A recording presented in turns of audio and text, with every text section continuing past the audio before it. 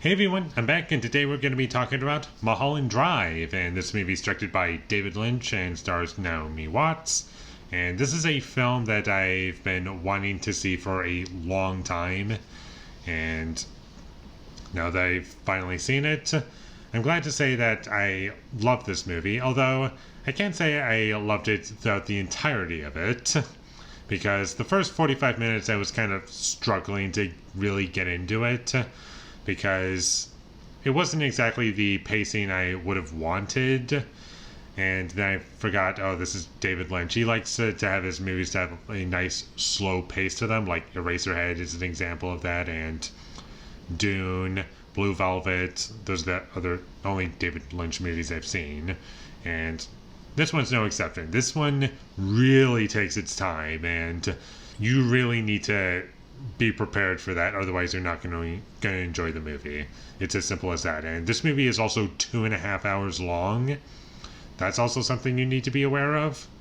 And for a film that's 2.5 hours long, taking its time, I do feel as though this movie could have been shorter, because there were certain things in it that I just felt that didn't necessarily need to be in there. Like half an hour could have been trimmed and it would probably sit much, much better for me, but that's really my biggest complaint with the movie. The first 2 hours of this movie is really good, then the last half hour of the movie is where it starts to get really great, and that's really what I got out of the movie, and I love the ending as well. And that really bumped the movie up a lot for me, and there was a lot more that I got out of it than I thought I would. And it was a great experience for me and explored a lot of things that I really enjoyed.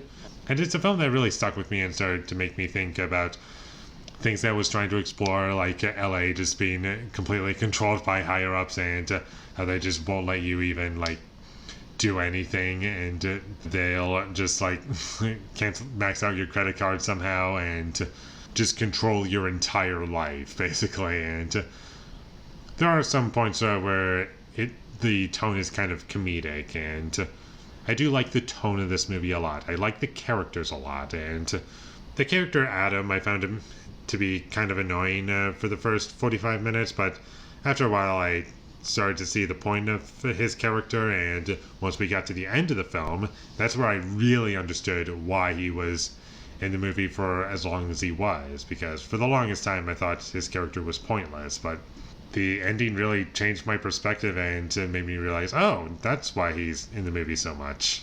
And sadly, I can't say why because I don't want to spoil anything.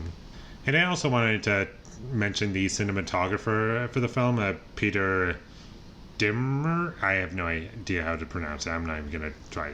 I looked up as to which films he worked on and did the cinematography for, because I feel like I've seen his name before, and the ones that stood out to me were The Menu. He also did Scream 2, 3, and 4. And he did Evil Dead 2.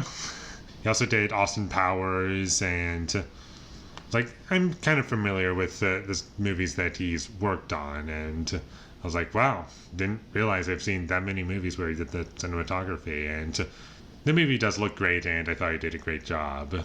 And do keep in mind that this is kind of a multiple watch film, and you might not completely get it upon just one viewing. I do think this movie will probably get better for me if I were to see it again, and I am excited to see it again. I really enjoyed it, and I was actually surprised as to how much I got out of it. My only complaint with it really is that it's too long for me, and just half an hour I can do without, but that might change if I were to see it a second time. It has great characters, really great performances. I thought Naomi Watts did a great job, and I love the representation of LA and how each character is being portrayed in this environment. There are a select few that are happy, and most of them are just miserable, and I love that as well. I thought that was a cool little detail added there. Well, not really a little detail, because that is present throughout the entire film, and it explores that a lot. And This movie does have like themes of fear that I picked up on, and that was something that I enjoyed. Overall, I would highly recommend this movie. Just keep in mind it's a very slow burn. It's 2.5 hours long, so if this doesn't sound like something you could sit through, then I don't know if this is the film for you, but for me, I was able to sit through the entire film. Really glad that I did. Genuinely love it, and I will be watching it again. So with all that being said, I'm going to give Mulholland Drive an 8 out of 10.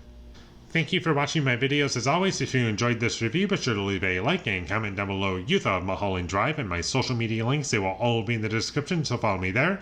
And last but not least, subscribe to be a part of Foley Nation, and I'll see when I get my next review up, and that is going to be for Oppenheimer. So, yeah, I got the, what was it, Icon Edition? I'm just being very careful because this thing slides out very easily. So, look forward to that, but until I get that up, thank you for watching and have a great day.